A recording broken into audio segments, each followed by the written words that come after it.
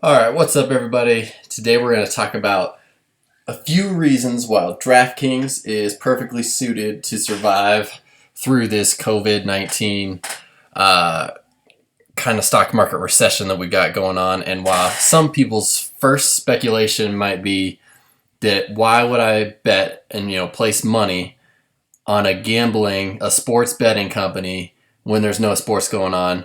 Why is this stock not tanking? Why has it actually gone up a bunch of percents up here, almost to $30 a share during this time? And I'll show you a few reasons here why it's well suited. The first is just that it's going to be the monthly cash burn, even with no major sports. This is from their recent Q1 presentation here. And it's down here, the ability to manage monthly cash burn with between 15 to 20 million with no major sports. So we obviously know there are some major sports going on. NASCAR just had a 400 lap series that it was a millionaire maker for this company, their contest millionaire maker. We know there's other revenue from MMA. Golf is coming back. There's going to be a millionaire maker for the Colonial tournament coming up. So there are some sports and sports betting going on. Another huge thing is that they have not missed an NFL game yet. So, and they're not really projected to. So the timing of this virus to not mess with the NFL at all is awesome. But the other huge part of this here is the 450 million of cash on hand with no debt there. That even though this company is not making, they're losing earnings, they're losing money. Their revenue growth, as we can scroll down here and through here and see, is these projections are just going to be huge coming over the next couple of years. Pre-COVID growth year over year, 30%. This is, of course, revenue, and the company they acquired, SB Tech. Now, on the conference call, the CEO, Jason Robbins, he thinks that this next stuff here is going to be big, and that's going to be these Madden live streams where people can stay engaged in the NFL while there's no season, and people can actually watch these live streams like video games. It's pretty cool here. They got some cool music going on. As it goes through here, it promotes all of their contests.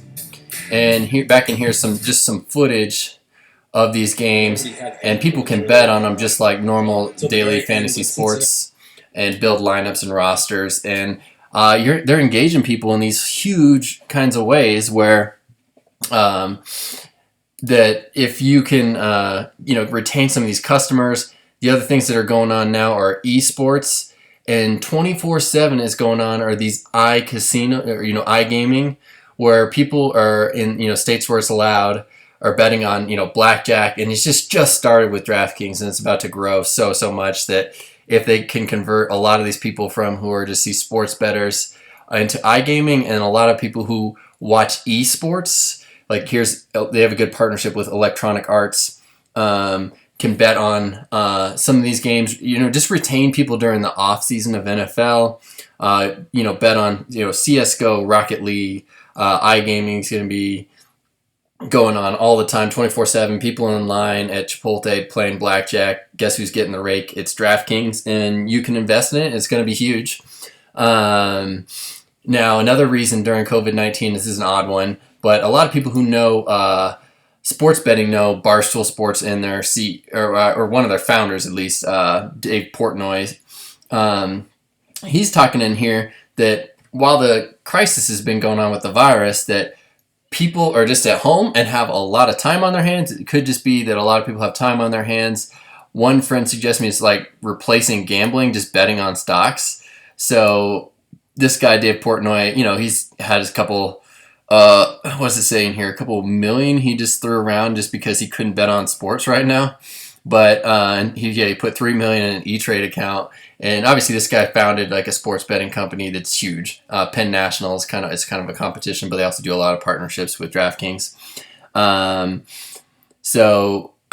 just think that it just kind of shows that there is some people in here who are just kind of into gambling all the time, and DraftKings is you can gamble on the stock in a way, but it's obviously more investing.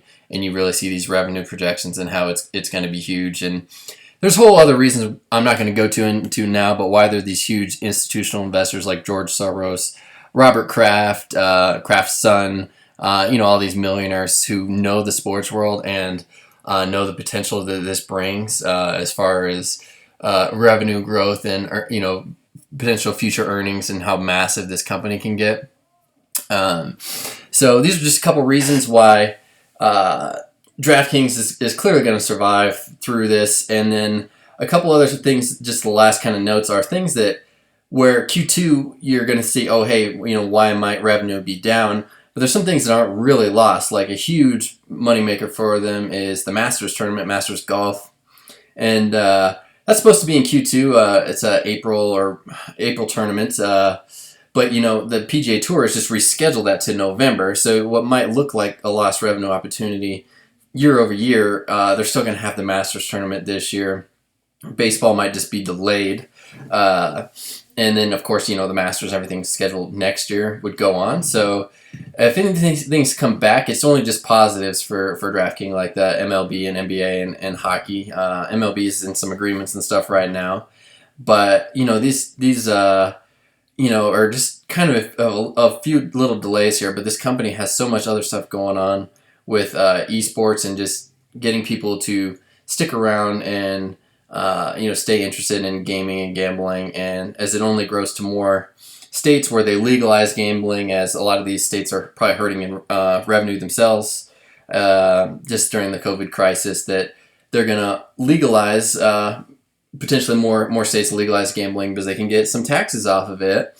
But I think the big thing this company's got going for it is that it's got a mobile platform and app that is easy to use and friendly. And the last thing you kind of look at is when I compare it to a company like Penn National Gaming, which we were talking about Dave Portnoy before, compared to this competition, DraftKings, man, it's where it's at. Like Penn National Gaming has 28,300 employees. And then I'll just Google it here, but